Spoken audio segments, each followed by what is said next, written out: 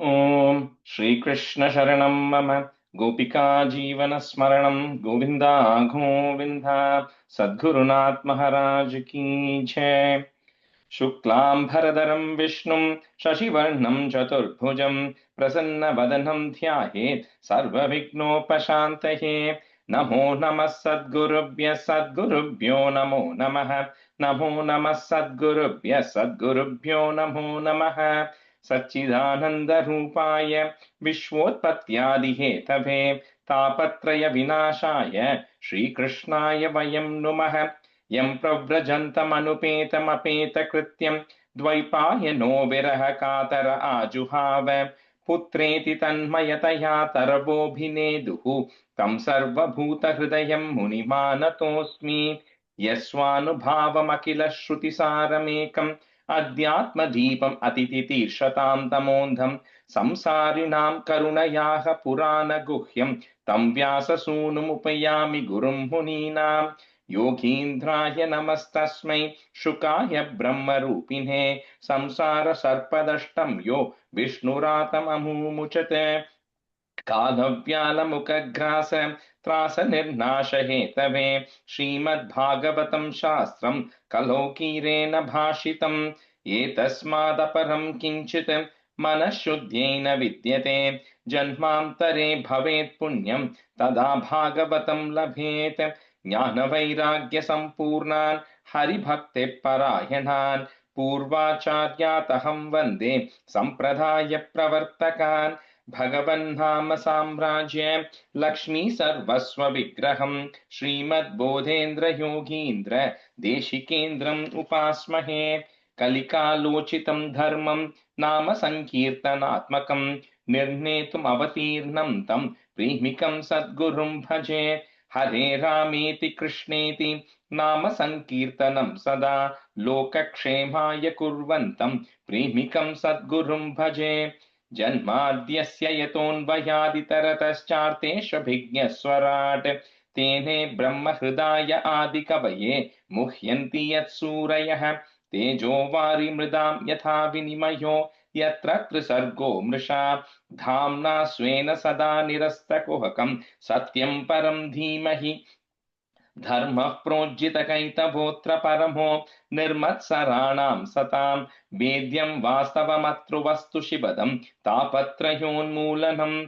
श्रीमद्भागवते महामुनिकृते किं वा परैरीश्वरः सद्यो हृद्यवरुध्यतेऽत्र कृतिभिः शुश्रूषिभिस्तत्क्षणात्। निगमकल्पतरोर्गलितं फलं शुकमुखात् अमृतद्रवसंयुतं पिबत भागवतं रसमालयम् मुहुरहो रसिका भुवि भावुकाः। नारायणं नमस्कृत्य नरं चैव नरोत्तमं देवीं सरस्वतीं व्यासं ततो जयमुदीरयेत्। श्रीमद्भागवताख्योऽयं प्रत्यक्षः कृष्ण एव हि स्वीकृतोऽसि मया नाथ मुक्त्यर्थं भवसागरे। मनोरथो मदीयोऽयं सफलः सर्वदा त्वया निर्विघ्नेनैव कर्तव्यो दासोऽहं तव केशव। श्रीहरये नमः। श्रीहरये नमः। श्रीहरये नमः। गोपिका जीवनस्मरणं गोविन्दा गोविन्द सद्गुरुनाथ महाराज की जय। Welcome everyone. Okay, so we'll just do a review. I think on 3.20, starting from 33 and then going there. Just see who I had. Narayani, can you do one half? And Kalpana, can you do one half? One of you can do 3.20 from 33 till the end. நான் பண்றேன் அதை. Okay. विदर्कयन्तो बहुधा तां सन्ध्यां प्रमदाकृतिम् अभिसम्भाव्य विश्रम्भात् पर्यपृच्छन् कुमेदसः कासिकस्यासिरम्बोरु को वार्तस्तेऽत्र भामिनी रूपद्रविणपण्येन दुर्भगान्नो विबाधसे या वा काचित् त्वमबले दिष्ट्या सन्दर्शनं तव उत्सुनोषि क्षमाणानां गन्धुगक्रीडया मनः नैकत्र ते जयति शालिनी पादपद्मं नन्त्या मुहुः करतलेन पतत्पतङ्गं मद्यं विषीदति बृहत्स्तनभारभीतं शान्देव दृष्टिरमला शुशिका समूहः इति सायन्तनीं सन्ध्याम् असुराः प्रमदायतीं प्रलोभयन्तीं जगृहुः मत्वा मूढधियस्त्रियम् प्रहस्य भावगम्भीरं जिग्रन्द्यात्मानम् आत्मना कान्त्या ससर्ज भगवान् गन्धर्वाप्सरसां गणान् विससर्ज तनुं तां वै ज्योत्स्नां कान्तिमतीं प्रियां तयेव ददुः प्रीत्या विश्वावसु पुरोगमाः सृष्ट्वा भूतपिशाचांश्च भगवान् आत्मतन्द्रिणा दिग्वाससो मुक्तकेशान् वीक्ष्य चामीलयदृशौ जगृहुस्तद्विसृष्टां तां जृम्भग्नाख्यां तनुं प्रभोः निद्राम् विक्लेदो यया भूतेषु तृष्यते येनोच्छिष्टान्तदर्शयन्ति तमुन्मादं प्रचक्षते ऊर्जस्वन्तं मन्यमानः आत्मानं भगवानजः सात्यान् गणान् पितृगणान् परोक्षेणासृजत् प्रभुः त आत्मसर्गं तं कायं पितरः प्रदिपेधिरे साध्येभ्यश्च पितृभ्यश्च कवयो यत्पितन्वते सिद्धान् विद्याधरांश्चैव तिरोदानेन सोऽसृजत् तेभ्यो दधात्मात्मानम् अन्तर्धानाख्यमद्भुतं स किन्नराकिं पुरुषान् प्रत्यात्म्येनासृजत् प्रभुः मानयन्नात्मनात्मानम् आत्माभासं विलोकयन् ते तु दज्जगृहुरूपं त्यक्तं यत्परमेष्टिना मिथुनी भूय गायन्तः तमेवोषसि कर्मभिः देहेन वै भोगवता शयानो बहुचिन्तया सर्गेऽनुपचिते क्रोधात् उत्ससर्जहत्तत्वपुः ये हि यन्तामुदः केशाः अहयस्तेऽङ्गजज्ञिरे सर्पाः प्रसर्पतः क्रूराः नागा भोगोरुगन्धराः स आत्मानं मन्यमानः कृतकृत्यमिवात्मभूः तदा मनून् ससर्जान्ते मनसा लोकभावनान् तेभ्यः सोऽध्यसृजत् स्वीयं पुरं पुरुषात्मवान् तान् दृष्ट्वा ये पुरा सृष्टाः प्रशंसु प्रजापतिम्. இந்த ஃபர்ஸ்ட் லைன் லாஸ்ட் வேர்ட் மட்டும் புருஷம் ஆத்மவான் புறம் புருஷம் ஆத்மவான். ஓகே, அதை பிரிச்சுக்கல. ஓகே. अहो ये तज्जगत्स्रष्टः सुकृतं बदते कृतं प्रतिष्ठिता क्रिया यस्मिन् सागमन्नमधामहे तपसा विद्यया युक्तो योगेन सुसमाधिना ऋषिर्ऋषिकेशः ससर्जा मता प्रजाः तेभ्यश्चैकैकशः स्वस्य देहस्यां शमदादजः यत्तत् समाधि இந்த இடத்துல எப்படி பிரிக்கணும் ராஜேஷ்? यत्तत् समाधि योगर्थी. ஓகே. यत्तत् समाधि योगर्थी तपो विद्या विरक्तिमत् इति श्रीमद्भागवते महापुराणे पारमहंस्यां संहितायां तृतीयस्कन्धे 20ोऽध्यायः.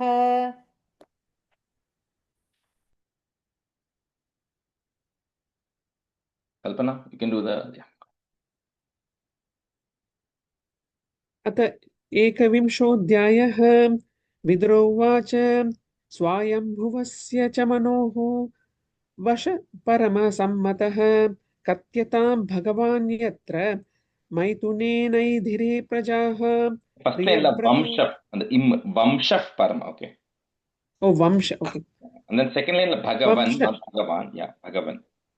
oh I'll read one more time Yeah. Rajesh स्वायम्भुवस्य च मनोः वंश परमसम्मतः कथ्यतां भगवन् यत्र मैथुनेनैधिरे प्रजाः प्रियव्रतोत्तानपादौ सुतौ स्वायम्भुवस्य वै यथा धर्मं जुगुपतुः सप्तद्वीपवतीं महीं तस्य वै दुहिता ब्रह्मन् देवहूतीति विश्रुता पत्नी प्रजापतेरुक्ता कर्दमस्य त्वया नग तस्यां स वै महायोगी युक्तायां योगलक्षणैः ससर्च कतिधा वीर्यं तन्मे शुश्रूषवे वद रुचिर्यो भगवान् ब्रह्मन् दक्षो वा ब्रह्मणः सुतः यथा ससर्ज भूतानि लब्ध्वा भार्यां च मानवीं मैत्रेय उवाच प्रजाः सृजेति भगवान् कर्दमो ब्रह्मणोदितः सरस्वत्यां तपस्तेपे सहस्राणां समादश ततः समाधियुक्तेन क्रियायोगेन कर्दमः सम्प्रपेदे हरिं भक्त्या प्रपन्नवरदाशुषं तावत् प्रसन्नो भगवान् पुष्कराक्ष कृते युगे दर्शयामास तं क्षतः शाब्दं ब्रह्म ददद्वपुः Second line सतं just for the comma. Kshattah. There's a it and a tha there. Tam kshattah.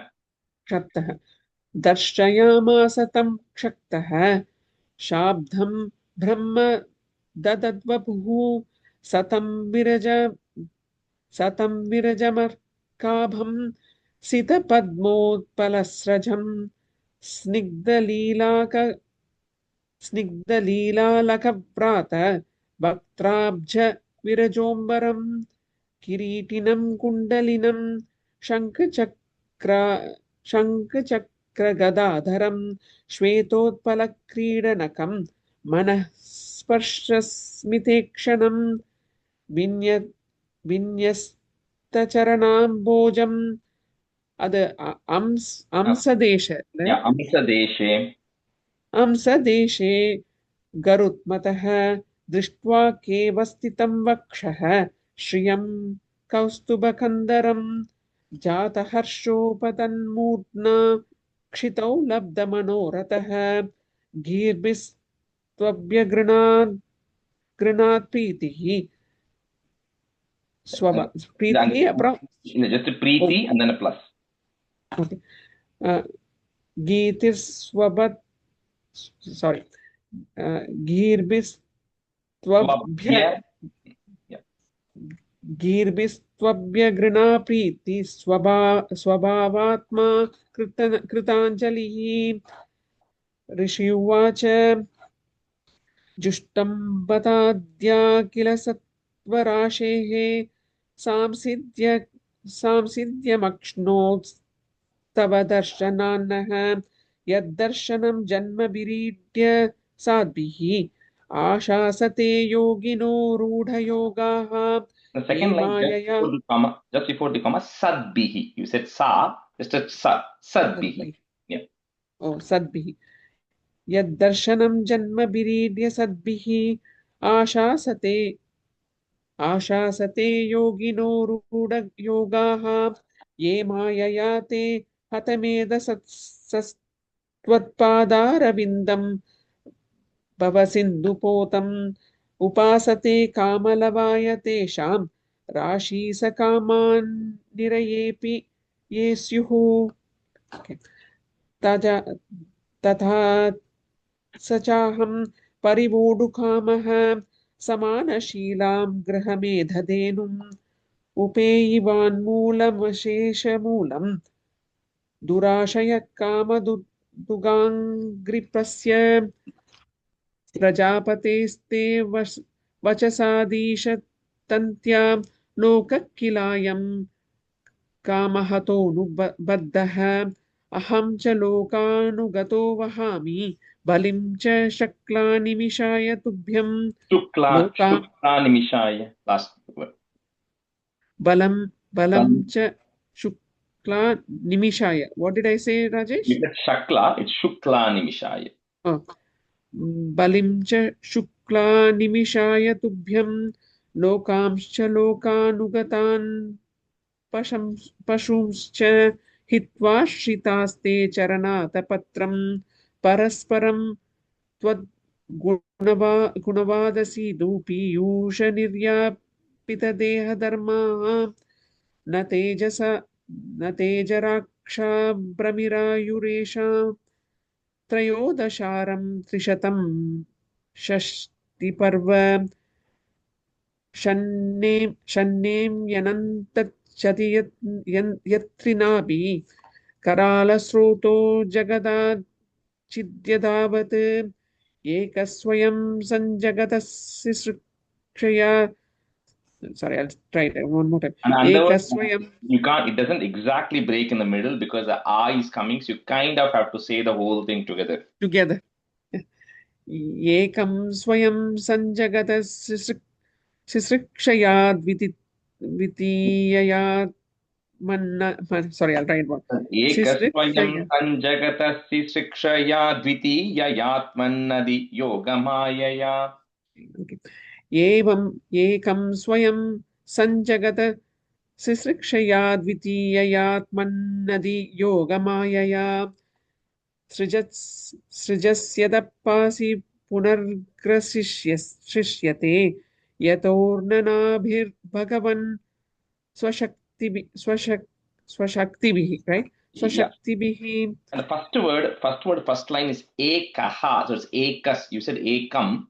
And the ekas swayam. एकस्वयम् Yeah. एकस्वयम्. Okay. नैतद्बदाधीशपदं तवेप्सितं यन्मायया नस्तनुषे भूतसूक्ष्मम् अनुग्रहायास्त्वपि यर्हि मायया लसत्तुलस्यत्तनुवा विलक्षितः तं त्वानुभूत्योपरतक्रियार्थं स्वमायया वर्तितलोकतन्त्रं भीक्ष्णं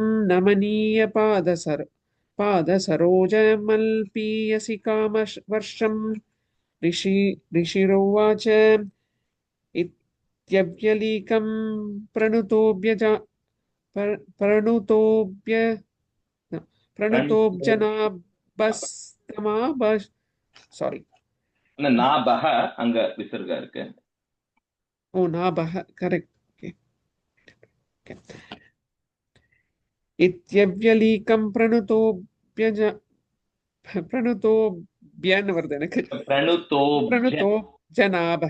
प्रणुतोऽब्जनाभः तमाबभाषे वचसामृतेन सुपर्णपक्षो परिरोचमानः प्रेमस्मितो वीक्षणविभ्रमद्ब्रूः. Right. So we'll just do the meaning, I think, of the 3.21, right? We'll try to wrap the meaning before we get into the class today. So this is the previous one was just a recap, because Vidura had asked the question. So Maitreya was a little bit recapping the Sarga and Visarga and all of that stuff, just to kind of level set, because now it's going to move forward. So here Vidura is just saying, like he starts off by saying Swayambhuvasya cha manoho. He's saying the Swayambhuva Manu, I really want to know what happens to his lineage, right? How did Swayambhuva Manu and Shatarupa and all of their children, all of their ancestry, how did they actually expand? Now, why is it important? Why do we even care about Swayambhuva Manu, right? For two reasons. One of them is, like it said when we spoke about all the avatars in 1.3, it said that the Manus are also a partial incarnations of the Lord. So it is considered like an incarnation. It may not be as big as Krishna avatar, but it is an incarnation. So that is equally important. Number two, when Bhagavan has told Brahma that I need you to create, Brahma is delegating those jobs to Manu to say, I want you to oversee all of this, right? So it is whatever, and we'll see later on also, whatever these Manus are doing, are absolutely because that's what Bhagavan wanted Brahma to do, and so Brahma is delegating. So they're directly following the instructions or whatever the responsibilities which have been given, right? So anyway, it starts off by saying that this Swayambhuva Manu had, it came before also, has 5 children between Swayambhuva Manu and Shatarupa. 2 boys, 2 men called Uttanapada and Priyavrata, and we're going to see each of their charitram separately, Uttanapada and Priyavrata. Then 3 daughters, right? One is Devahuti, Akuti, and Prasuti. So those are the 3 daughters that they have. So this one, so here he specifically now he's going to pick each one of these people, each one of these children, and we're going to get into what happens, right, in their ancestry. So here he first starts off with Devahuti. So he says this Devahuti, she is someone who had knowledge of Ashtanga yoga, right? And she is someone who's very strong in yoga and yogic principles. And I know that, she was given this knowledge by Bhagavan himself in his incarnation. So I want to hear about it. Then he also asks, tell me what happens to Uttarapada, tell me what happens to Priyavrata. So all of those are going to come later. And even this Akuti and Prasuti, so this Prasuti is going to be married so from Brahma, whoever came, all of the Prajapatis, Kardama also came from Brahma. So he's a Prajapati, which means he's responsible to go creation. Daksha also came from Brahma. So Daksha is also a Prajapati. That Daksha is eventually going to marry Prasuti, who's the daughter of Swayambhuva Manu. And another Prajapati called Ruchi is going to marry Akuti. So all of them, the primary intention is to grow the population. So he says, tell me how they went and did this. So now he's going to get into the story. Maitreya is getting into the story of Kardama first.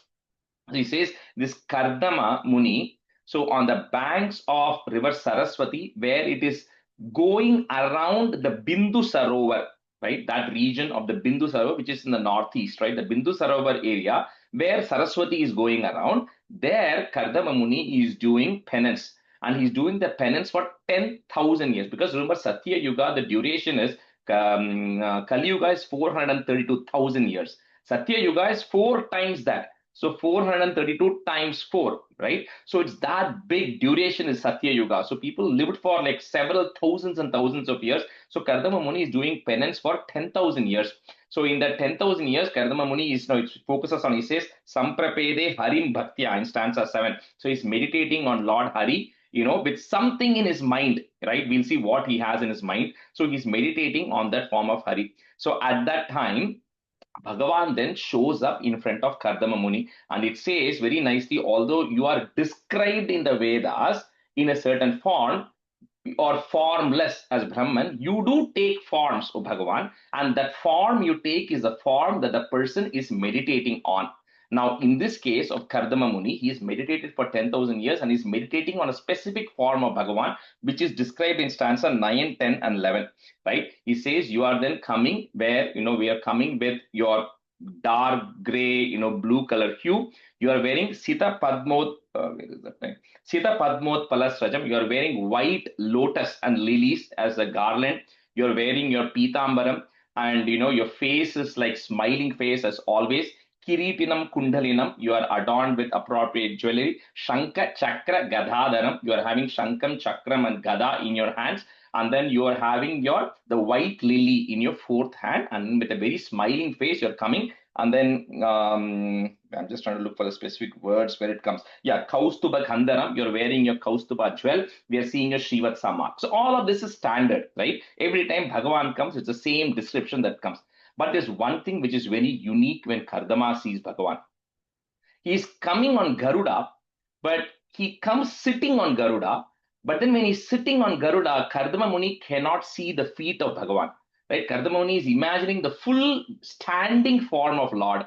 So what Bhagavan does is, okay, Kardama, for you to see me, I'm going to stand on Garuda. So which is a very unique position. Nobody else gets this darshanam. Right? So Kardama Muni is seeing this big Garuda coming and this form of Bhagavan standing on top of Garuda and showing Kardama Muni the entire form from the top of his head to the bottom of his feet. So Kardama Muni can now finally, whatever is imagining in his mind, he's now seeing in person. And then he then does namaskarams and prostrations to Bhagavan because he's seeing that and he's in a state of bliss. And then that's where the Kardama Stuti comes next, which is a set of about like 9 stanzas, right? Where Kardama is doing a Stuti, because everybody who sees Bhagavan, naturally the words flow out. and then they have to do a stuti praising Bhagavan, which is what Kardama does.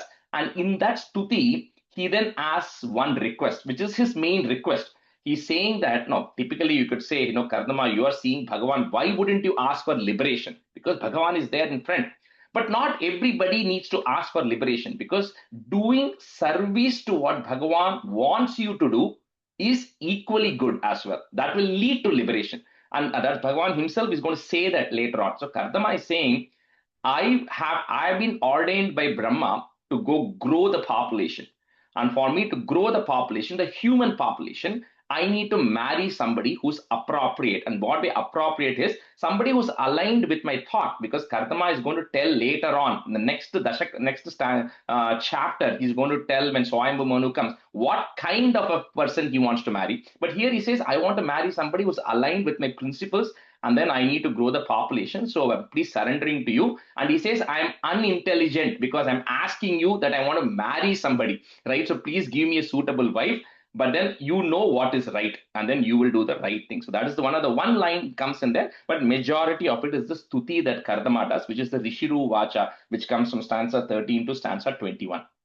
So anyway, that is most of the Suti is just praising Bhagavan, right? So nothing specific to see there. So then, Bhagavan then talks. So that's why the Sri Bhagavanu Vacha. So Bhagavan is now responding to Kardama, saying that I already know what you have in mind. See, that is what is natural, right? We all go and pray saying that I need this, give me this. But it's so ignorant, because how can the person who has everything, who knows everything, who's an Atma in everybody, why would he not know what we want? But we still are ignorant, all of us, right? And we go ask for things, right? So Bhagavan says, don't worry. I already know what you have in your mind, right?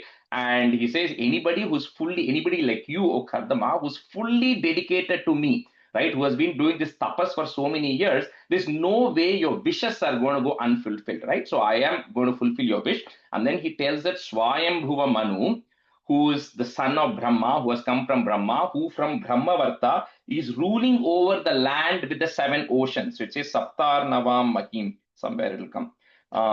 So yeah, in 25, it says Saptar Navam Mahim, which is the land with the region with the 7 oceans, which is referring to earth. So he says that Manu, Swayambhuva Manu, who's ruling over the earth and all of the Bhuloka, he has a daughter, right? And his daughter, he then Bhagavan describes his daughter saying she's ready for marriage right now, right? And the kind of person that you need, she's the appropriate person for you, right? She's handpicked for you, right? So Bhagavan is doing matchmaking. She says, I know exactly what kind of person you need, and I know another person who needs a person like you, right? So it's a perfect match here. And he says, you don't have to worry, because day after tomorrow, Swayambhuva Manu himself is going to come to you. And he's going to come and he's going to offer his daughter in marriage to you. I want you to marry her, right? I want you to marry her. That's step number 1. He says, once you marry her, between you, you will get 9 daughters. The 9 daughters are then going to get married to other sages who are also going to be Prajapatis, who are then going to grow the population. So that 9 daughters are going to expand the population. Then he says, what I want you to do is, this is the most important part, right? He says that I want you to, with a very clean mind and with a very clean heart, do what I'm telling you to do, which is I want you to lead a life of a householder, of a grihastha, right? So you don't have to quit everything right away and go to sannyasam. I want you to lead this household of a grihastha, marry her, get 9 daughters, but he says, devote all of your actions to me. Right? Do not worry about, I am giving you this order, so you just do it because it's my order. And then just surrender all of these actions that you're doing to me. That way you will not get bound by any of this karma, right? And then once you are done with it, then you will then start seeing me in all the entities everywhere. So you will have a clean sense of mind. You will attain the self-realization. And once all of that happens, then I myself, Swamsha Kalaya, which one is it coming? I think one of the things it comes, Swamsha Kalaya, myself as a portion of you in 32. Sahaham Swamsha Kalaya, myself as a portion of my energy will come into you, and then will go into Devahuti, and I will be born to you and Devahuti. And then to Devahuti, I am going to teach her this knowledge of Tattva Samhita, which is the ultimate knowledge of all the principles. which is going to be like 3 or 4 chapters full of information that Bhagavan is going to give Devahuti, and I will actually give you all of that. So just follow my instructions, and with this, and Bhagavan departs, right? So the one, and it says very beautifully here, the one who's cannot be felt by any senses. You cannot see Bhagavan, or you cannot feel Bhagavan, or you cannot do it unless you are ready, right? That Bhagavan Kardama is able to see in person, and then he is able to get the darshan, and then Bhagavan finally leaves. So that is where the Bhagavan then leaves. And then later on, when the story is continuing, then after that happens, Kardama is then finishing up his final meditation. Everything is done. 2 days pass, and then Swayambhuva Manu is now coming. So Swayambhuva Manu is coming with his wife Shatarupa and his daughter Devahuti. They all are coming to see Kardama. They're coming to this Bindu Sarovar. And then in a few stanzas, it talks about the beauty of Bindu Sarovar. And it's called the Bindu Sarovar is called as the Shiva Amrita Jalam. Shiva Amrita Jalam. He says that water is so pure that every disease or anything you have will get cured and purified by getting into that water. So it talks about the greatness of Bindu Sarovar, which is why Kardama is meditating there, because it's a very divine place through which Saraswati river is flowing. So Swayambhuva Manu comes there, and then Kardama then of course tells Swayambhuva Manu that, you remember, Swayambhuva Manu is like a ruler. He's like a king. But Kardama is a rishi. Although both of them are Prajapatis, he's a rishi, right? But so, both of them, it talks about how they both have to help each other, right? So here Kardama is welcoming Swayambhuva Manu and saying that, he praises Swayambhuva Manu. Some of that will come. He's saying, you are like Vishnu, you are like the moon god, you are like Agni, you are like the Surya, you are the one who takes care of everything that is happening on earth. So he prays, and he knows why he has come, but he still welcomes him and saying, I am there to serve you because you are at the end of the day the ruler of the earth. So he says, please tell me how I can help you, and I am here to serve you as you are my king. So with that, this chapter comes to an end, where Swayambhuva Manu is coming to meet Kardama Muni. And then the next chapter is that conversation continues and the marriage happens with Devahuti. Rajesh, Yeah. so whenever Bhagavan comes on top of Garuda, is he always standing? Because No, he's sitting. I think this in is the Gajendra Mosham also it's like that, right? What? Gajendra Mosham. In Gajendra Moksham, Gajendra Moksham, he's not, I don't know if it doesn't explicitly say he's standing. Okay. Here, this is the only place where it explicitly says he's standing and gives darshan. Normally, it says he comes on Garuda. Okay. Okay, so maybe he was standing there also, but I'm just saying this is the one where they are very explicitly saying that he's standing at that time when he comes to see Kardama, or when Kardama sees him. So. Okay. Then this water body you just mentioned, is it still there in I some think the Bindu Sarovar, if I remember right, that's the one when you go up to Kailasham, there's this Bindu Sarovar lake. I think it is the same thing because Saraswati used to flow all the way from there to the end. I'm guessing, but I think that's the place.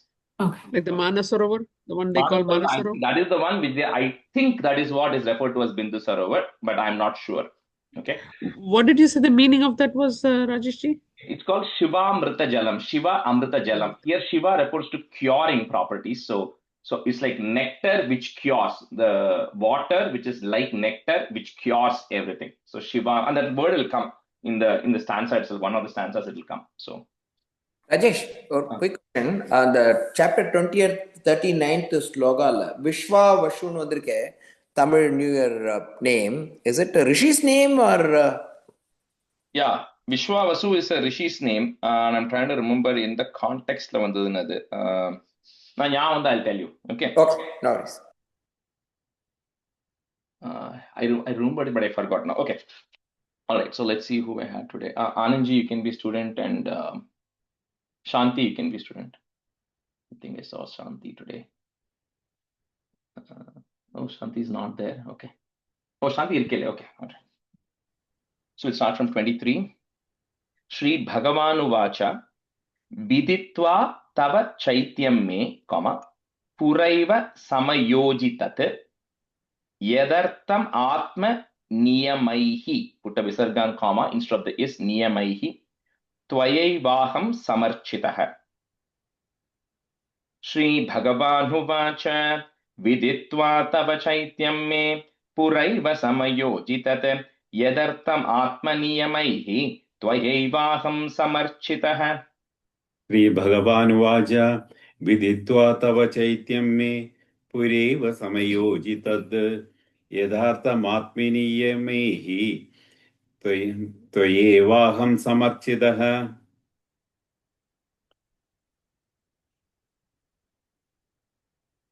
Oh, I love Shanti's. Okay, so let me see who else I had today. Srividya, Ramesh, can you go?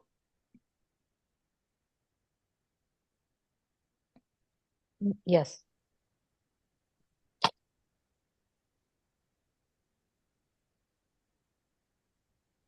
Actually, I see Shanti while in. He's on mute. Yeah, I don't know what happened. Anyway. Srividya, congrats. Yeah, got it. Sorry. Okay, Shanti, go ahead. Yeah. Can I do next? I think I missed it here. There was some. 24.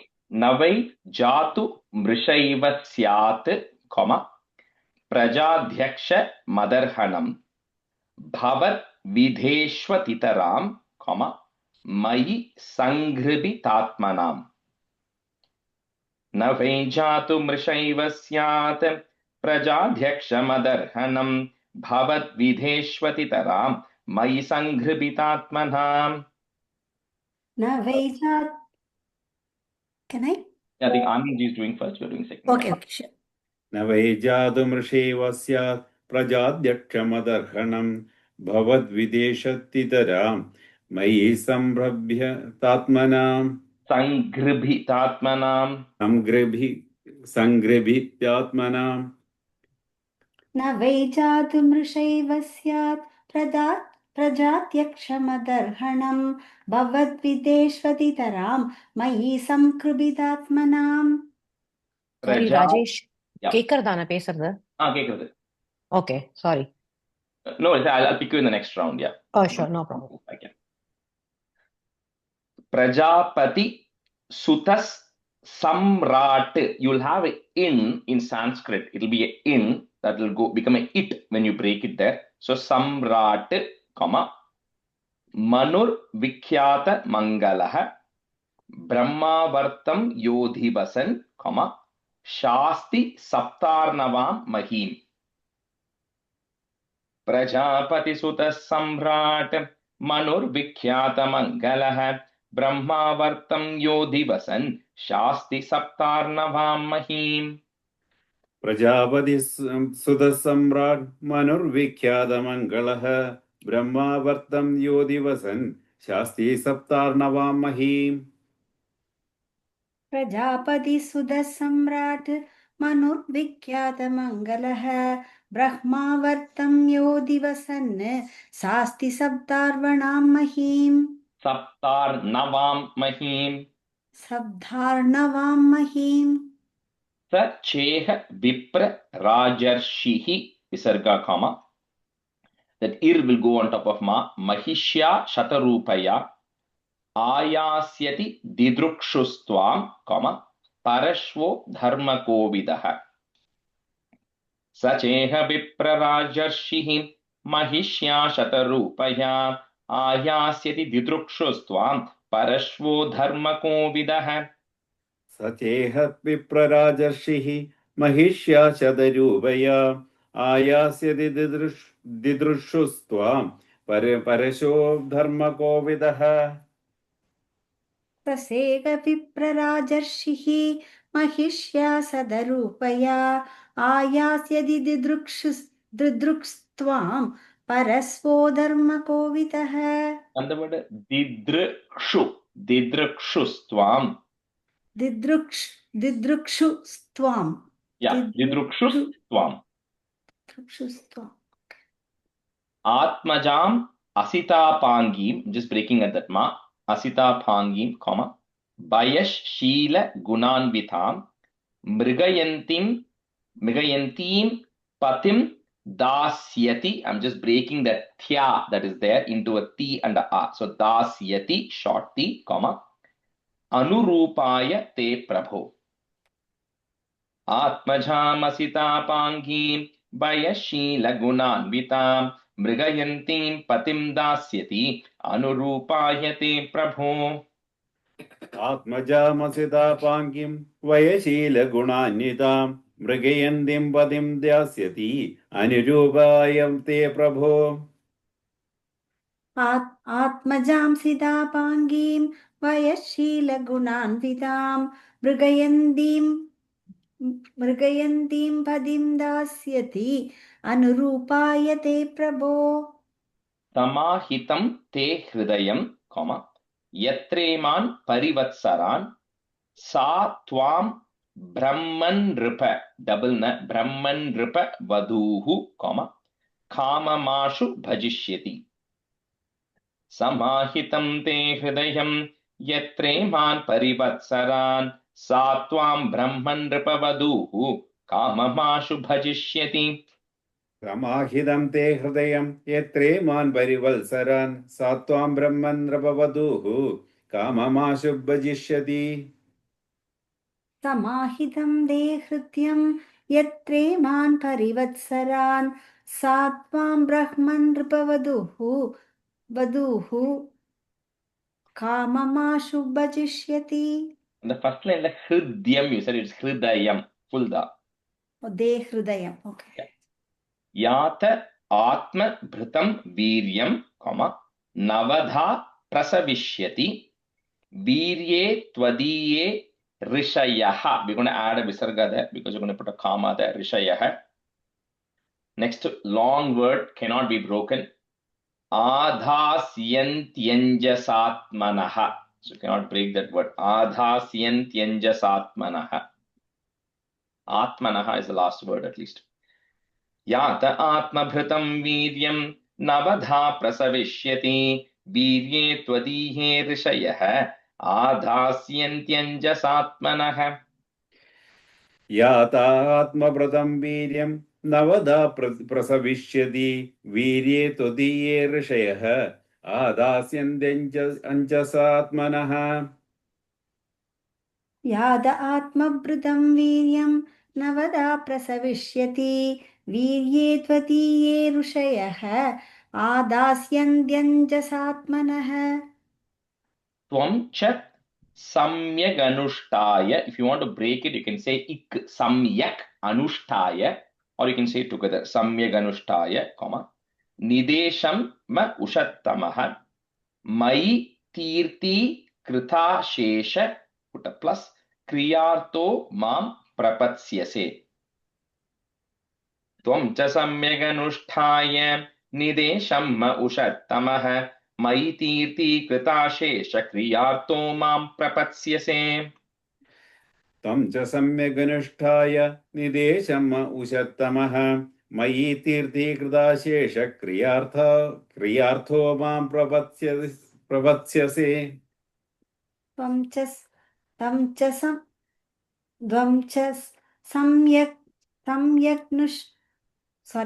Easy to break it. Samyak anushtaya.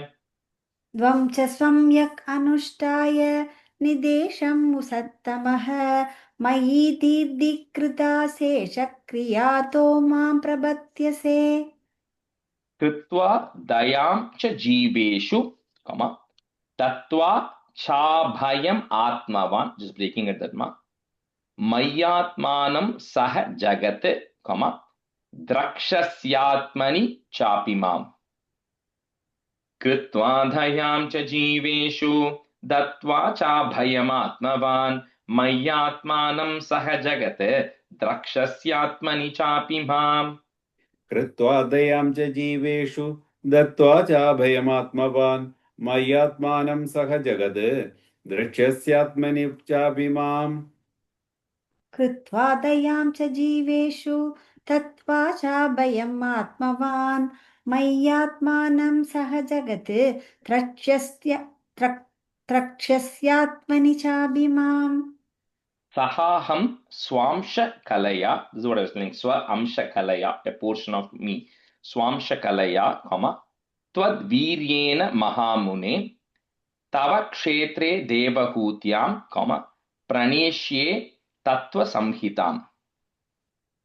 Sahaham swamsha kalaya, tvad viryena mahamune, tava kshetre devahutyam, praneshye tattva samhitam. सहाहं सांशकलया तद्वीर्येण महामुनि तव क्षेत्रे देवहूत्यां प्रणेष्ये तत्त्वसंहिताम् सहाहं स्वां सकलया त्वत्वीर्येण महामुने तव क्षेत्रे देवहूत्यां प्रणेक्ष्य तत्त्वसंहिताम् प्रणेष्ये तत्त्वसंहिताम् मैत्रेयो उवाच एवं तम् अनुभाष्यात भगवान् प्रत्यगक्षजः अक्षजः means one who cannot be perceived with senses. So pratyagakshajah jagama bindu sarasah saraswatya parishritat. Maitreyo vacha evam tam anubhashyat bhagavan pratyagakshajah jagama bindu sarasah saraswatya parishritat.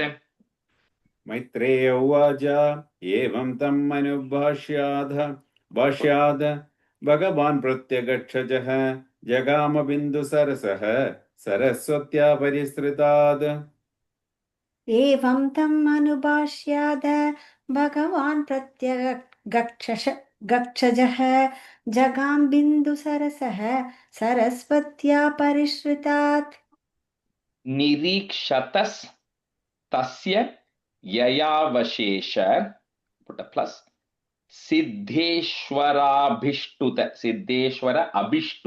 so सिद्धेश्वराभिष्टुत सिद्ध मार्गः आकर्णयन् पत्र Ratendra पक्षैः breaking that ru visarga comma पक्षैः next word starts with u uccaritam stomam udirna sama.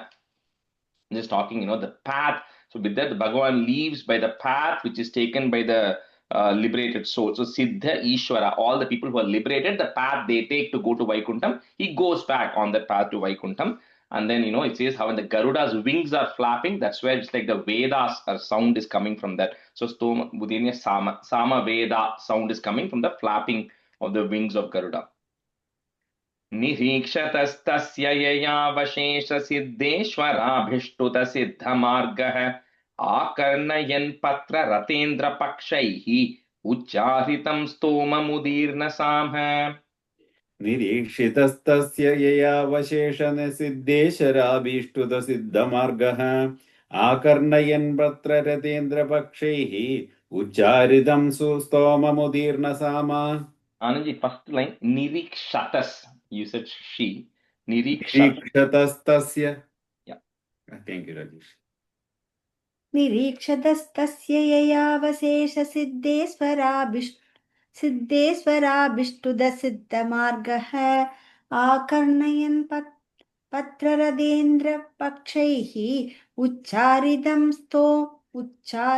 स्तोमम् उदीर्न साम. ராஜேஷ் ஃபர்ஸ்ட்ல வந்து gamma கிடையாதா? First line is continuous. Yeah. Then full line. अथ संप्रस्थिते शुक्ले कर्दमो भगवान् ऋषिः आस्ते स्म बिन्दु सरसि तं कालं प्रतिपालयन्. अथ संप्रस्थिते शुक्ले कर्दमो भगवान् ऋषिः आस्ते स्म बिन्दु सरसि तं कालं प्रतिपालयन्. अथ संप्रस्थिते शुक्ले कर्दमो भगवान् ऋषिः आस्ते स्म बिन्दुसरसि तं कालं प्रतिपालयन्. अध संप्रस्थिते शुक्ले कर्दमो भगवान् ऋषिः आस्ते स्तम बिन्दुसरसि तं कालं प्रतिपालयन्. मनुस्यन्दनम् आस्थाय, just breaking at that ma, स्यन्दनम् आस्थाय, शातकौम्ब परिच्छदम् आरोप्य स्वां दुहितरं, सभार्यः पर्यटन् महीम्. मनुस्यन्दनमास्थाय शातकौम्भ परिच्छदम् आरोप्य स्वां दुहितरं सभार्यः पर्यटन् महीम्. मनुस्यन्दनमास्ताय शातकौम्भ परिच्छदम् आरोप्य स्वां दुहितरं सभार्य पर्यटन् महीम्. मनुष्यन्दनमास्ताय साधकौम्बपरिच्छदम् आरोप्य स्वां दुहितरं सभार्यपर्यडन्महीम् तस्मिन् सुधन्वनहनि, भगवान् यत् समादिशत् upayad ashrama. If you want to break it, that da upayad ashrama padam, munesh shanta vratasya tat. Tasmin sudhanvanahani bhagavan yat samadishat upayad ashrama padam munesh shanta vratasya tat. तस्मिन् सुधन्वन्नहनि भगवान् यत् समादिशद उभयाद श्रमपदं मुने शान्तव्रतस्य तद्. Second line, first word, upayad ashrama padam. Upayat asramapadam. Thank you, Rajesh. तस्मिन् सुधन्वन्नहति भगवान् यस्य मादिसत् उभायादाश्रमपदं मुनेक्षान्दव्रतस्य तत् First line just before the comma, Sudanvanahani, na sound. सुधन्वन्नहनि Yeah, na, yeah, ni. सुधन्वन्नहनि. Yeah. Yasmin Bhagavato Netrat. The in that you have there becomes a it when you put a comma. So Netrat, comma. Nyapatannashru bindavaha kripaya samparitasya, comma. Prapanner pitaya brisham. Yasmin. Can you once repeat the first line one more time? Rajesh, you have to read. Yasmin Bhagavato Netrat. That in, if you have it, that becomes a it. Netrat, comma. The next word again, there will be another in. There will be two in. So it becomes Nyapatannashru bindavaha. Yeah. Okay.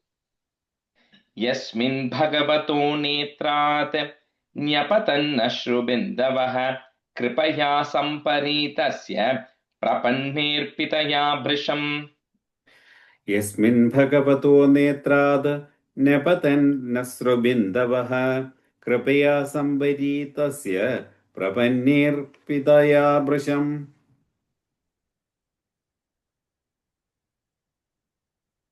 Oh, Shanti, mute lirke. यस्मिन् भगवतो नेत्रात् न्यपतन्नश्रुबिन्दवः कृपया सम्परीतस्य प्रबन्नेऽर्पितया वृषम्. We'll just switch next. Sindhuji, you can be a student, and Srividya Ramesh, you can be a student. Tadvai Bindusaro Nama, Saraswatya Pariplutam Punyam Shivamrita Jalam. So this is what I was telling. Shivamrita Jalam, Maharshi Ganasevitam. Tadvai Bindusaro Nama Saraswatya Pariplutam Punyam Shivamrita Jalam Maharshi Ganasevitam. तत्त्वै बिन्दुसरो नाम सरस्वत्या परिप्लुतं पुण्यं शिवामृतजलं महर्षिगणसेवितम्. तद्वै बिन्दुसरो नाम सरस्वत्या परिप्लुतं पुण्यं शिवामृतजलं महर्षिगणसेवितम्. The next several stanzas, 4 or 5 stanzas, just talks about the region, talks about how that region is so spiritual, so pious, so everything grows well there, people there are very peaceful, animals there are peaceful, what kind of trees and all that. Punya Druma Lata Jalaihi, Kujat Punya Mriga Dvijaihi, Sarvartu Phala Pushpadhyam, Vana Raji Shriyanvitam. पुण्यद्रुमलताजालैः कूजत्पुण्यमृगद्विजैः सर्वर्तुफलपुष्पाढ्यं वनराजिश्रियान्वितम्. पुण्यद्रुमलताजालैः कूजत्पुण्यमृगद्विजैः सर्वतुर्फलपुष्पाढ्यं वनराजिश्रियान्वितम्. पुण्यद्रुमलताजालैः कूजत् पुण्यमृगद्विजैः सर्वर्तुफलपुष्पाढ्यं वनराजिश्रियान्वितम् मत्त द्विज गणैर् घुष्टं मत्त भ्रमर विभ्रमं मत्त बर्हि natatopam. So I'm just breaking that into in there. Matatopam, Next word starts with a. Ahvayan matta kokilam. Matta dvijaganair ghushtam. Matta bhramara vibhramam. Matta barhi natatopam. Ahvayan matta kokilam. मत्तद्विजगणैर्गुष्टं मत्तभ्रमरविभ्रमं बर्हिनटाटोपम् आह्वयन्मत्तकोकिलम् मत्तद्विजगणैर्घुष्टं मत्तभ्रमरविभ्रमं मत्तबर्हिनडाडोपम् आह्वयन्मत्तकोकिलम् Kadamba Champaka Shoka, put a plus. Champaka Ashoka, two words there. Champaka Ashoka, put a plus. Karanja Bakulasanaihi, Kunda Mandara Kutajaihi, that ish goes away, Visarga, Chuta Potair Alankritam. I'm just breaking at that ra there. Potair Alankritam talks about the different kinds of flora that is in that area there, flowers and everything. कदम्ब चम्पकाशोक करंज बकुलासनैः कुन्द मंदार कुटजैः चूतपोतैरलङ्कृतम् कदम्बचम्पकाशोककरञ्ज बकुलासनैः कुन्तमन्तारकुटजैः चूतपोतैरलङ्कृतम् कदम्बचम्पकाशोककरञ्च बकुलासनैः कुन्दमन्दारकुडजैः चूदपोदैरलङ्कृतम् कारण्डवैः प्लवैर् हंसैः कुररैर् जल कुक्कुटैः सारसैश् चक्रवाकैश्च चकोरैर् वल्गु कूजितम्. Because each of the one in Sanskrit, when you are talking about a noun, a particular bird or a particular type of animal, it always ends with a visarga. So that's why it's karandavaihi, plavaihi, hamsaihi, kuraraihi. But in some place, the visarga becomes the ir sound, ish sound, depending on what's coming later. Right? That's why it's all of them just list of things there. Karandavaih, plavaih, hamsaihi, kurarair jalakukutaihi, sarasaish chakravakaischa. चकोरैर्वल्गुकूजितम् कारण्डवैः प्लवैर्हंसैः कुरैर्जलकुक्कुटैः सारसैश्चक्रवाकैश्च चकोरैर्वल्गुकूजितम्. First line after the comma, kurarair. Kurarair, okay. Kurarairjalakukkuटैः कारण्डवैप्लवैर्हंसैः कुररैर्जलकुक्कुटैः सारसैश्चक्रवागैश्च चक्रोरैर्वल्गुकूजितम् चकोरैर्वल्गुकूजितम् तथैव हरिणैः क्रोडैः श्वाविद् गवय कुञ्जरैः गोपुच्छैर् हरिभिर् मखैः visarga next end above the na, the ir will go away. Nakulair nabhibhir vratam. Tathaiva harinaih krodhaihi shvabit gavaya kunjaraihi gopuchair haribhir makaihi nakulair nabhibhir vratam.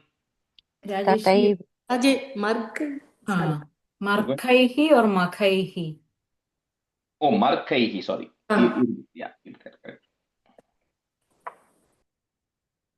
तथैव हरिणैः क्रोडैः श्वावित्कवैकुञ्जरैः गोपुच्छैर्हरिभिर्मर्कैः नकुलैर्नाभिभिर्वृतम्.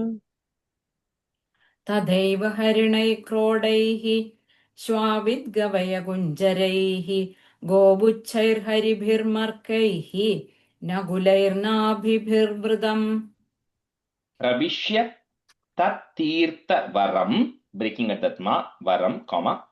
Next word starts with the a. Adiraja sahatmajah dadarsh munimasinam, comma, tasmin huta hutashanam. प्रविश्य तत्तीर्थवरम् आदिराजः सहात्मजः ददर्श मुनिमासीनं तस्मिन् हुतहुताशनम्. प्रविश्य तत्तीर्थवरम् आदिराजः सहात्मजः ददर्श मुनिमासीनं तस्मिन् हुतहुताशनम् प्रविश्य तत्तीर्थवरम् आदिराजसहात्मजः ददर्श मुनिमासीनं तस्मिन् हुदहुदाशनम् विद्योतमानं वपुषा, तपस्युग्र युजाचिरं नातिक्षामं भगवतः, स्निग्धापाङ्गावलोकनात्, one word there, स्निग्धापाङ्गावलोकनात् तद्व्याहृतामृत, okay, that's one word, तद्व्याहृतामृत कला, put a plus, sorry, Piyush श्रवणेन च, so that line is continuous. विद्योतमानं वपुषा तपस्युग्रयुजाचिरं नातिक्षामं भगवतः स्निग्धापाङ्गावलोकनात् तद्व्याहृतामृतकला पीयूषश्रवणेन च. विद्योतमानं वपुषा तपस्युग्रयुजाचिरं नातिक्ष्मामं भगवतः स्निग्धापाङ्गावलोकनात् तद्व्याहृतामृतकला पीयूषश्रवणेन च. विद्योतमानं वपुषा तपस्युग्रयुजाचिरं नादिक्षामं भगवतः स्निग्धापाङ्गावलोकनाद् तद्व्याहृतामृतकला पीयूषश्रवणेन च. Kala. There's a comma, isn't it? No, it's plus. Last line is no comma, it's continuous here. Oh, last line, is it comma or plus, Rajeshi? Plus, the plus. P, so P, kala plus, right? kala piyushashravanena cha, continuous. Sorry, is it plus or comma? I'm sorry. Plus. Plus, okay, thank you. Just one small thing I forgot to tell, not that significant, but so when so it says how when Kardama, although he has been in meditation for 10,000 years, and he's been meditating, which means he's not eating anything, he's just been in a state of trance.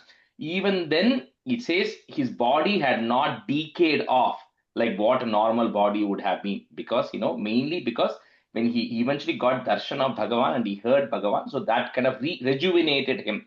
Right, so when Swayambhuva Manu is coming and seeing Kardama, he can see that while he may look little shabby because he's been in meditating for all these years, underneath it is like an unpolished gem. It says that he can see how pious and tejasvi he is because he's been meditating and he has seen Bhagavan himself. So he had got very purified, but outwardly he was not looking that good because he's been in meditation for all these years.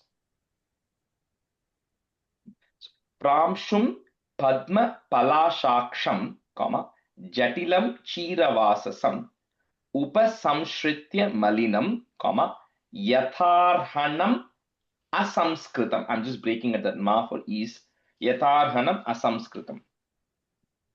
Pramshum Padma Palashaksham, Jatilam Chiravasasam, Upasamshritya Malinam, Yatharhanam Asankritam. आंशुपद्मपलाशाक्षं जटिलं क्षीरवाससम् उपसंश्रित्य मलिनं यतार्हणमसंस्कृतम्. प्रांशुं पद्मपलाशाक्षं जटिलं क्षीरवाससम् उपसंसृत्य मलिनं यदार्हणमसंस्कृतम्. Atotajam upayatam, you can break it that ma if you want. Atotajam upayatam, Nridebam pranatam puraha saparyaya paryagrinathe, prati nandhyanu rupaya.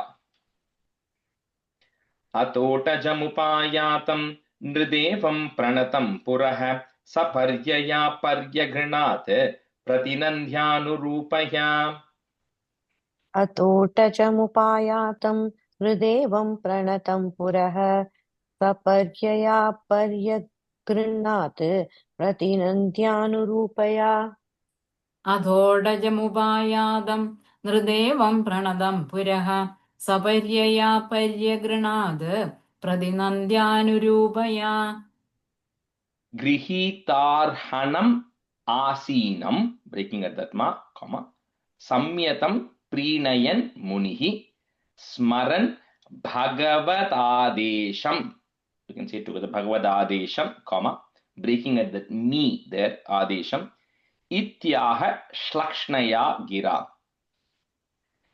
गृहीतार्हणमासीनं संयतं प्रीणयन् मुनिः स्मरन् भगवदादेशम् इत्याह श्लक्ष्णया गिरा गृहीतार्हणमासीनं संयतं प्रीणयन् मुनिः स्मरन् भगवतादेशम् इत्याह श्लक्ष्णया गिरा गृहीतार्हणमासीनं संयतं प्रीणयन् मुनिः स्मरन् भगवदादेशम् इत्याह श्लक्ष्णया गिरा नूनं चङ्क्रमणं देव सतां संरक्षणायते वधाय चासतां यस्त्वं हरेश शक्तिर्हि पालिनी नूनं चङ्क्रमणं देव सतां संरक्षणायते वधाय चासतां यस्त्वं हरेश शक्तिर्हि पालिनी नूनं चङ्क्रमणं देव सतां संरक्षणायते वधाय चासतां यस्त्वं हरे शक्तिर्हि पालिनी नूनं चङ्क्रमणं देव सदां संरक्षणायते वधाय चासदां यस्त्वं हरे शक्तिर्हि पालिनी Next one. Yorkenduvagnindra. I'll break those individual words for you so you get the context there. It's your Arka. Arka refers to Surya. Arka Indu. Indu refers to the moon. Arkendu Agni. Agni refers to Agni. Vayu. Vayu refers to Vayu there. And then Yama and Dharma, the god of Dharma. So and Prachetasam. So he talks about all of this, and he says Tasmai Shuklayate Nama. So where Kardama is saying Swayambhu Manu that while you are a Manu, you also assume the role of the sun god, the Agni, the Indra, because you are like a protector. Because he says you are no other person other than an extension of Mahavishnu himself. So Shuklayate Namaha. Like they said, these Manus are extensions of Bhagavan, partial incarnations of Bhagavan. So that's why here Kardama is saying you are all of these gods as well, right? So it's Yorkenduvagnindra Vayunam, Yama Dharma Prachetasam Rupani Sthana Adatse, Tasmai Shuklaya Te Namaha. Yorkenduvagnindra Vayunam Yama Dharma Prachetasam Rupani Sthana Adatse Tasmai Shuklaya Te Namaha. योर्केन्द्वग्नीन्द्रवायूनां यमधर्मप्रचेतसां रूपाणि स्थान आधत्से तस्मै शुक्लाय ते नमः योर्केन्द्वग्नीन्द्रवायूनां यमधर्मप्रचेतसां रूपाणि स्थान आधत्से तस्मै शुक्लाय ते नमः. Rajesh, a quick question. Yeah.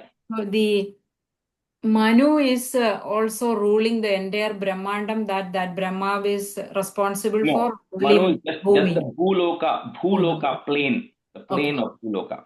Okay, thank you, Rajesh. Na yada rathamasthaya, jaitram mani ganarpitam vispurjat chanda kodando, rathena trasayannagan. Like each of those words also have their own owners. Like the Swargaloka is ruled by Indra. So when you go to the Suva, Bhur Bhuva Suvaha, Suva Loka, which is Swarga Loka, is ruled by Indra. But the Bhu Loka, which is not just earth, but it's all the earths all the worlds in the earthly plane in the same level of consciousness, that is Manu overrules all of that. And it will come later on. It will talk about that whole Jambu Dvipa, which is the whole, that plane of Bhu Loka. It will talk about what all is there further down. Where did we stop? Yeah. न यथा रतमास्थाय जैत्रं मणिगणार्पितं विस्फूर्जच्चण्डकोदण्डो रथेन त्रासयन्नघान् न यदा रथमास्थाय जैत्रं मणिगणार्पितं विस्फुजत् चण्डकोदण्डो रथेन त्रासयन्नगान् न यदा रथमास्ताय जैत्रं मणिगणार्पितं विस्फूर्जच्छण्डगोदण्डो रथेन त्रासयन्नघान्. We'll just switch halfway here. Sudha, you can be a student, and Gomati Atta, you can be a student.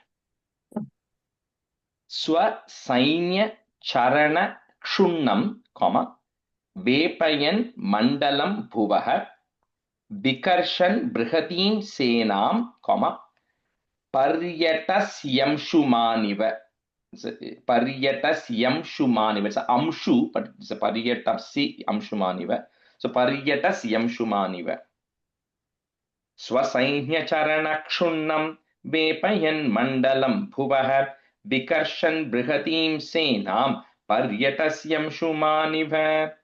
स्वसैन्यचरणक्षुण्णं वेपयन् मण्डलं भुवः विकर्षयन् बृहतीं सेनां पर्यटस्यंशुमानिव. Second line, first word, vikarshan. Oh, विकर्षन् बृहतीं सेनां पर्यटस्यंशुमानिव.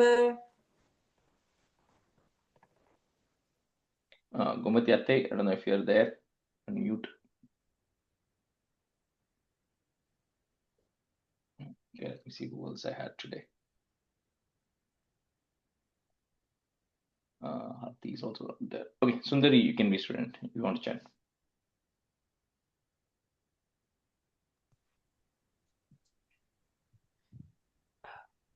Uh, 53. 53. स्वसैन्यचरणक्षुण्णं वेपयन् मण्डलं भुवः विकर्षन् बृहतीं सेनां पर्यटस्यंशुमानिव. Tadaiva setavas sarve, varnashrama nibandhanaha bhagavat rachita rajan, bidhyeran bata dasyubihi. Tadaiva setavas sarve varnashrama nibandhanaha bhagavat rachita rajan bidhyeran bata dasyubihi. तदैव सेतवः सर्वे वर्णाश्रमनिबन्धनाः भगवद्रचिता राजन् विद्येरन् बत दस्युभिः. तदैव सेतवः सर्वे वर्णाश्रमनिबन्धनाः भगवद्रचिता राजन् विद्येरन् बत दस्युभिः. अधर्मश्च समेधेत, लोलुपैर् व्यङ्कुशैर्नृभिः शयाने त्वयि लोकोऽयं, दस्युग्रस्तो विनक्ष्यति. He just praises Swayambhu Manu, saying it's because of you, you are able to maintain the balance, and everything that is happening is because of your control, and just praising him here. Adharmascha samedheta lolupairvyankushairnribihi shayane tvayi lokoyam dasyugrasto vinakshyati. अधर्मश्च समेदेत लोलुपैर्व्यङ्कुशैर्नृभिः शयाने त्वयि लोकोऽयं दस्युग्रस्तो विनङ्क्ष्यति. अधर्मश्च समेधेत लोलुपैर्व्यङ्कुशैर्नृभिः शयाने त्वयि लोकोऽयं दस्युग्रस्तो विनक्ष्यति. अथापि पृच्छे त्वां वीर, यदर्थं त्वमिहागतः तद्वयं निर्व्यलीकेन, प्रतिपद्यामहे हृदा. अथापि पृच्छे त्वां वीर यदर्थं त्वमिहागतः तद्वयं निर्व्यलीकेन प्रतिपद्यामहे हृदा अथापि पृच्छे त्वां वीर यदर्थं त्वमिहागतः तद्वयं निर्व्यलीकेन प्रतिपद्यामहे हृदा अथापि पृच्छे त्वां वीर यदर्थं त्वमिहागतः तद्वयं निर्व्यलीकेन प्रतिपद्यामहे हृदा इति श्रीमद्भागवते महापुराणे पारमहंस्यां संहितायां तृतीयस्कन्धे एकविंशोऽध्यायः इति श्रीमद्भागवते महापुराणे पारमहंस्यां संहितायां तृतीयस्कन्धे एकविंशोऽध्यायः इति श्रीमद्भागवते महापुराणे पारमहंस्यां संहितायां तृतीयस्कन्धे एकविंशोऽध्यायः अथ द्वाविंशोऽध्यायः 22 मैत्रेय उवाच एवम् आविष्कृताशेष प्लस् गुणकर्मोदयो मुनिं सव्रीड इव तं सम्राड double dha you'll see and the u in Sanskrit samrat comma uparatam uvachah Maitreya uvacha evamavishkritasesha gunakarmodayo munim savrida ivatam samrad uparatam uvachah अथ द्वाविंशोऽध्यायः मैत्रेय उवाच एवमाविष्कृताशेषगुणकर्मोदयो मुनिं सव्रीड इव तं सम्राड उपरातमुवाचः उपारातमुवाचः So Rajesh ji, it is Uparata or Uparata? Uparatam uvachah. उपारतमुवाचः Rajesh, இது சம்ராடு பாரதம் உவாச்சன்னு போட்டிருக்கு. Samrat, sorry. Samrat பாரதம் உவாச். அந்த சம்ராட் அந்த இடத்துல ஊ இருக்கு, இந்த சம்ராடுன்னு இருக்கும். So we just breaking that samradu and then the u carries over to the next word. That's why it's uparatam. Thanks. Okay. अथ द्वाविंशोऽध्यायः मैत्रेय उवाच एवम् आविष्कृताशेषगुणकर्मोदयो मुनिं सव्रीड इवं तं सम्राट् उपारतमुवाचः. There's a comma there in between, second line. Oh, there's a comma, sorry.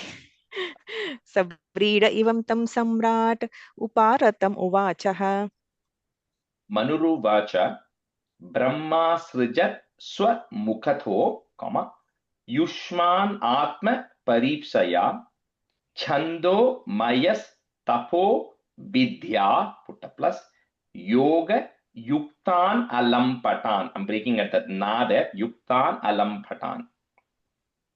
Manuruvacha Brahma srijat swamukhatho Yushman atma paripsaya Chando mayastapo vidya yoga yuktanalam मनुर्वाच ब्रह्मासृजत् स्वमुखतो युष्मानात्मपरिप्सया छन्दो मयस्तपो विद्या योगयुक्तानलम्पटान् मनुरुवाच ब्रह्मासृजत् स्वमुखतो युष्मानात्मपरिप्सया छन्दोमयस्तपो विद्या योगयुक्तान् अलम्पटान्.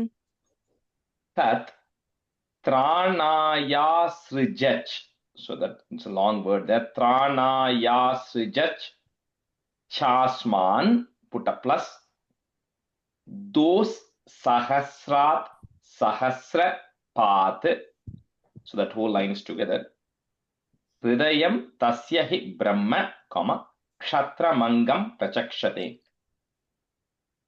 Tatranayasrijachasman dosahasrat sahasrapat hridayam tasya hi brahma kshatramangam prachakshate.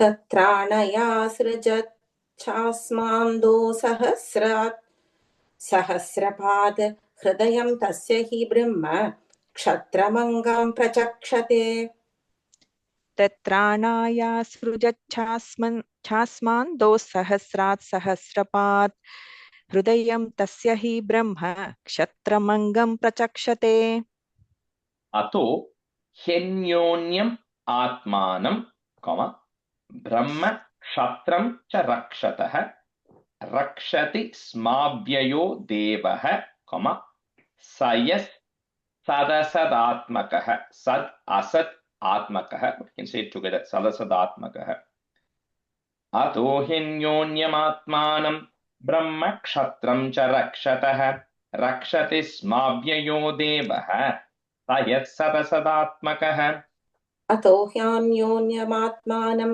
ब्रह्म क्षत्रं च रक्षतः रक्षति स्माव्ययो देवः स यः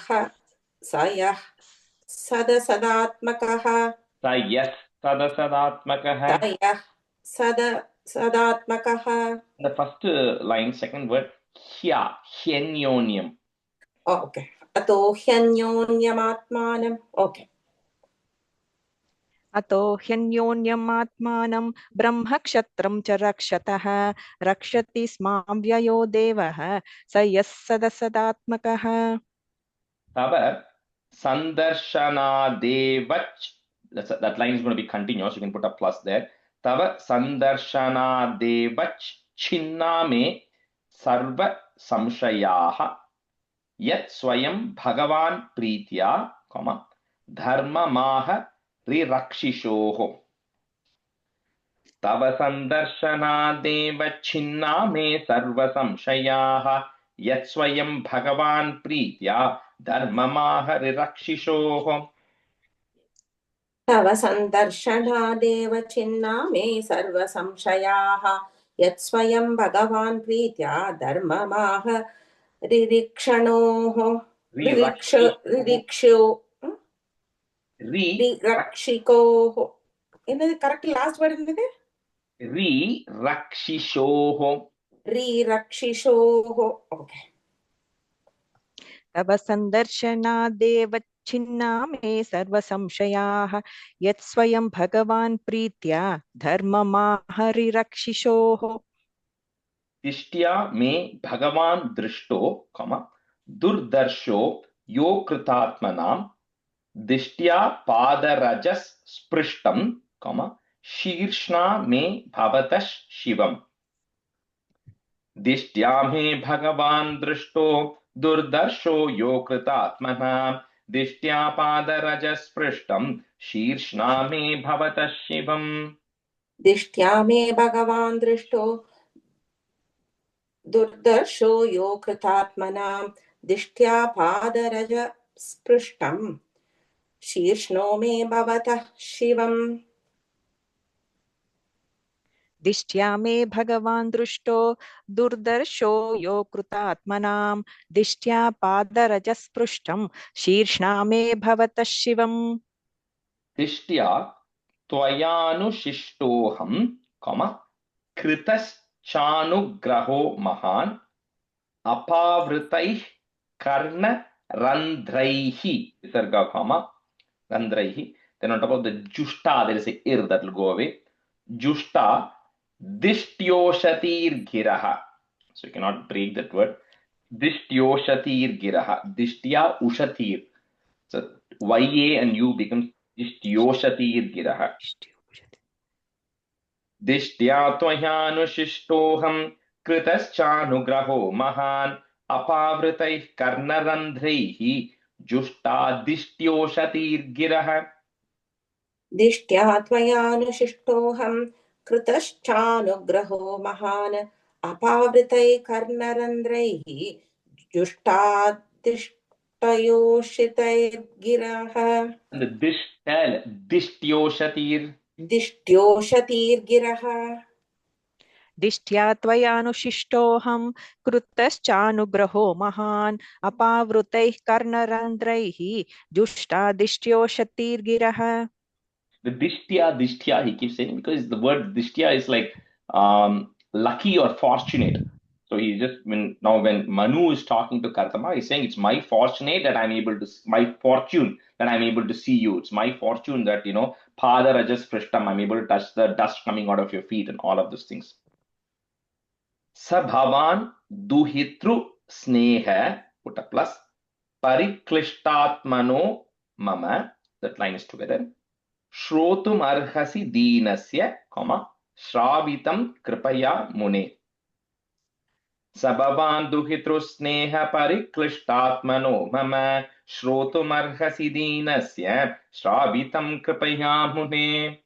Sabhavan दुहितृस्नेह परिक्लिष्टात्मनो मम श्रोतुमर्हसि दीनस्य श्रावितं कृपया मुने स भवान् दुहितृस्नेह परिक्लिष्टात्मनो मम श्रोतुमर्हसि दीनस्य श्रावितं कृपया मुने. We'll do more and stop. प्रियव्रतोत्थानपदोः प्रियव्रत उत्थानपदोः कॉमा स्वसेयं दुहिता मम अन्विच्छति पतिं युक्तं कॉमा वयशीलगुणादिभिः. प्रियव्रतोत्थानपदोः स्वसेयं दुहिता मम अन्विच्छति पतिं युक्तं वयशीलगुणादिभिः.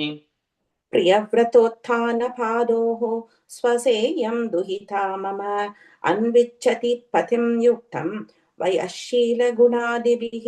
So on the first line, Uttana Padoho. Adan sonnillo. Oh, I think it's Pado. Ah, so you added, but yeah. Okay. Priyavratana Priyavrat.